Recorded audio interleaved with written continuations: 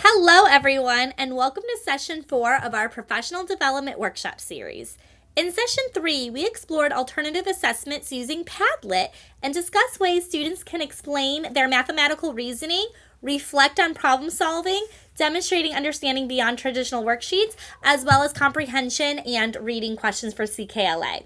Today, we're going to focus on another important instructional practice, formative assessment and student data collection using Google Forms.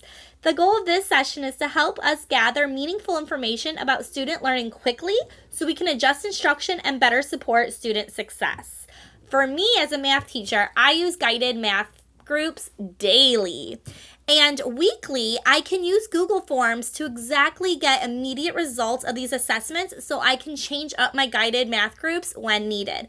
For example, if we're doing multi-digit multiplication, I can quiz them every Friday using Google Forms so I can see immediate results and know which groups are exceeding this standard and need some enrichment, which students are really kind of struggling and need a little bit more refinement and interventions, and which students just kind of need a little bit more practice within the same realm. So Google Forms is a great technique and great tool to use to get that immediate feedback to kind of scaffold and kind of form your groups. So today's learning objectives. By the end of today's session, you'll be able to create one classroom-ready formative assessment aligned to a fourth grade Envisions mathematic objective or CKLA learning standard, and learn how to review student performance data to guide instructional decisions. And of course, if you're not fourth grade, this could be either for K, 1, 2, or 3, as our building is a K4 building. So why formative assessments? Well, one need identified in our workplace survey that you all took for me, thank you very much, involved improving assessment practices and using technology to provide meaningful feedback. Formative assessments help us answer an important question. What do students understand right now? Instead of waiting for a chapter test or a unit assessment, formative assessments give us immediate information so we can reteach, scaffold, or extend learning when needed. So let's build one together. If you are not familiar with Google, you will just go right to Google and then you'll just sign in into your normal Google Drive.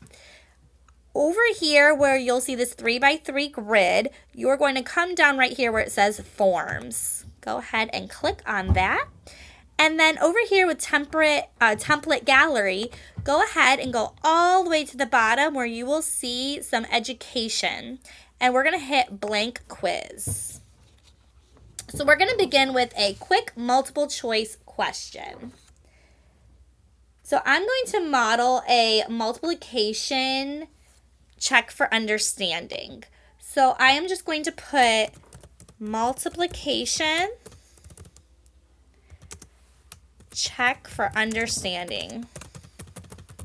Of course, you can gear this. Whoa. There we go. Of course, you can gear this to whatever grade level and content area you are working with. So keep your assessment short and focused. So my objective, students will explain and solve multi-digit multiplication problems. Think of this as a quick instructional checkpoint. So we're going to add question. And we're going to do multiple choice. So over here, when you add question, it'll give you different options. I'm going to hit multiple choice. So let's begin with a quick multiple choice question, 34 times 6. So I'm simply going to type out 34 times 6. And then I can add answer choices. So with our, it changed it to multiple choice. There we go. I can add multiple choice in here. So to try to get some various answers, I can say, well, my students are probably going to do 6 times 4 to get 24. And then they're going to do 6 times 3 or 6 times 30 to get 180. So I can put just like that because they might get a little confused. So I might leave it as 24 and 180 just to trick them. Then I'll give the correct number to get 200. Now I have to do some quick math and I'm on the spot.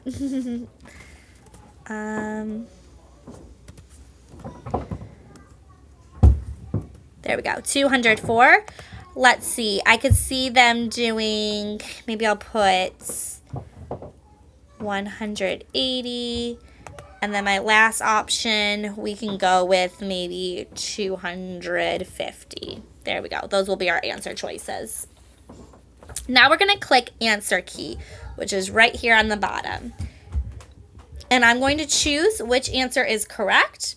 So, of course, it is going to be 204, and I can make it as many points as I want. We'll just do 1 point for today. One feature I really like is feedback. So I could add answer feedback, like for incorrect answers, I could put revisit place value. Whoa.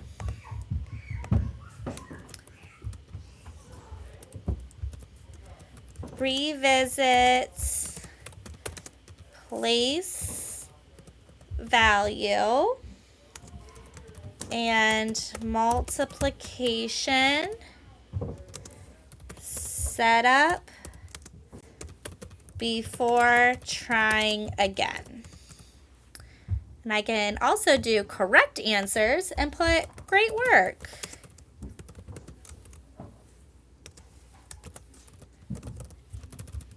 You identified the correct equation. And I can hit save. So now I know that when they answer it right, they're going to get great work. You identified the correct equation. And if they got it incorrect, revisit that place value multiplication setup before trying again. This provides immediate support and saves teacher time. So now my kids know, hey, if I got this wrong, I need to look at place value. That might help. We can also add a short response question. So over here with our next question, we could do short response. So this question gives us insight into a strategy use in mathematical thinking. So I could do short answer, and then maybe we could say, what is, or what are the partial products of 36 times 8. And now they'll have to actually write out the different ones. For visual learners, we can also include models. So I can also include, if you look right here, I can add images. And I can select images of multiplication grids, fraction models. So visual supports make assessments more accessible and align well with instruction.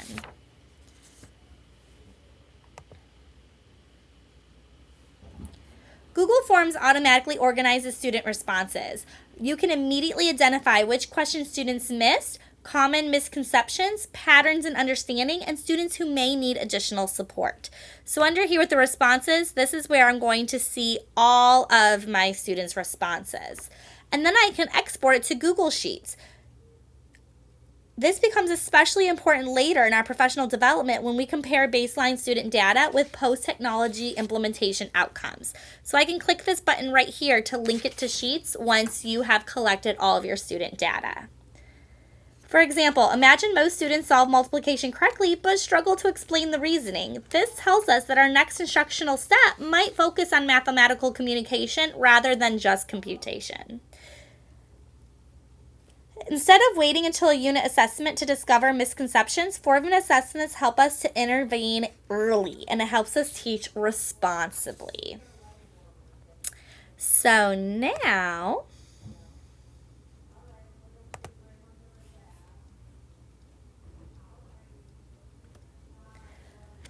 after completing your assessment, you're going to upload your Google Classroom and respond to today's question. So now it's your turn. Create one Google Form formative assessment aligned to a 4th grade Envisions mathematical objective or a CKLA reading comprehension question. And again, it could be any grade, any standard, and any topic.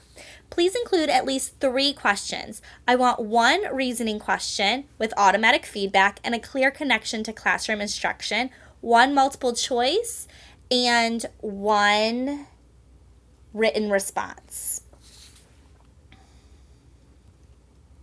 And discussion prompt. After completing your assessment, upload your form to Google Classroom and respond to today's discussion question. How will your formative assessment data help guide future instruction? Thank you so much for joining session 4. Today we explored how Google Forms can help us gather formative assessment data, provide immediate feedback, and make informed instructional decisions. In our final session, we'll analyze student growth, compare baseline and post-intervention outcomes, and reflect on the impact of technology integration within Envisions Mathematics and CKLA. See you in the next session, and as always, any questions, comments, or concerns, please email me at stallcourtney@illyriaschools.org. Thank you so much.